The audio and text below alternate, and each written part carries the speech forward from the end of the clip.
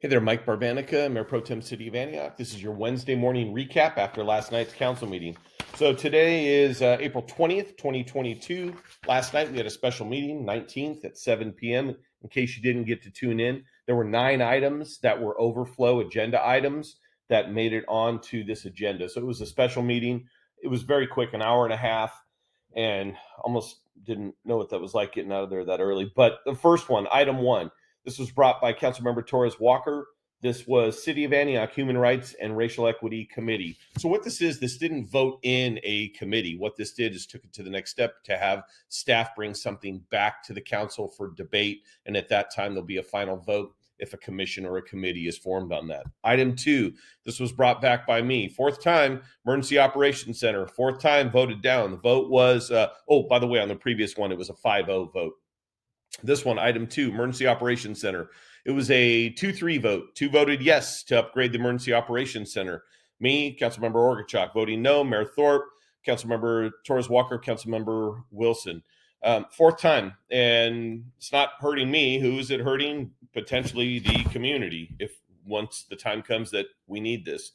3rd one, Police Chief's report on 2020 and 2021 crime. I've been asking for this since Chief Brooks was there. We used to have a continuous report to the public from the police chief. I believe this started with Chief Contando, continued with Chief Brooks, and I learned last night Chief Brooks would do 2 a year. It never made it back when I requested it, and I've brought this up.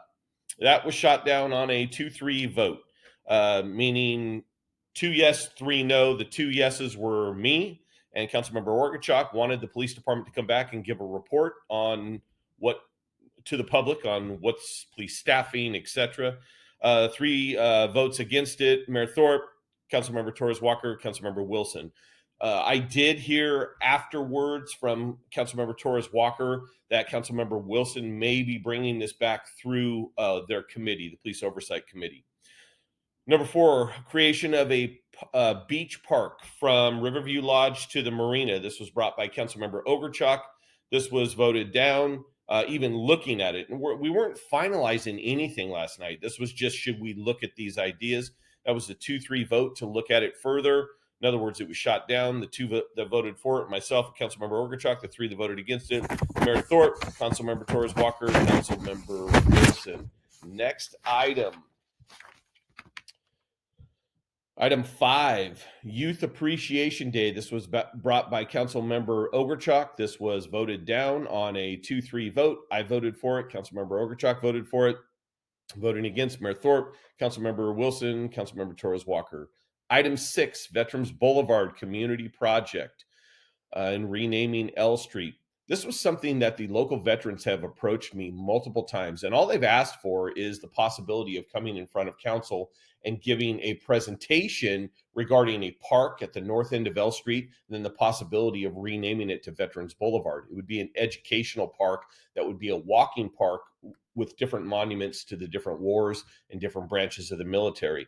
I've asked that they be able to come in and give a presentation. So the council agreed that they can come in and give a presentation on the park.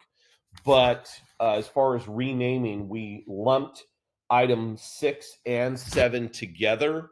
And item 6 and 7 were the renaming of L Street and the possibly naming a street after Thomas Gaines Boulevard. That one was also brought by me. So 5 and 6 were both brought by me.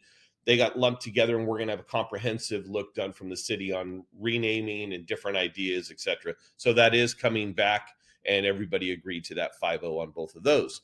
Item 8, policy on creating censure for the city council. I brought this, and I believe it or not, there is no policy currently.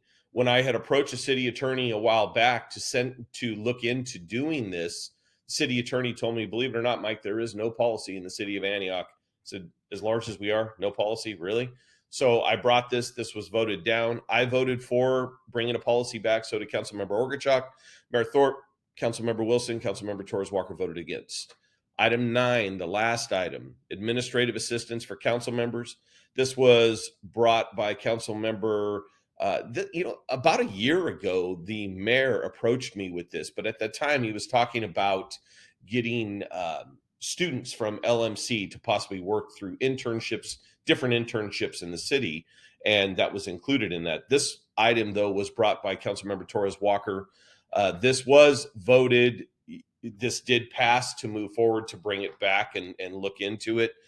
All of these were staff direction, by the way, and none of them were final votes.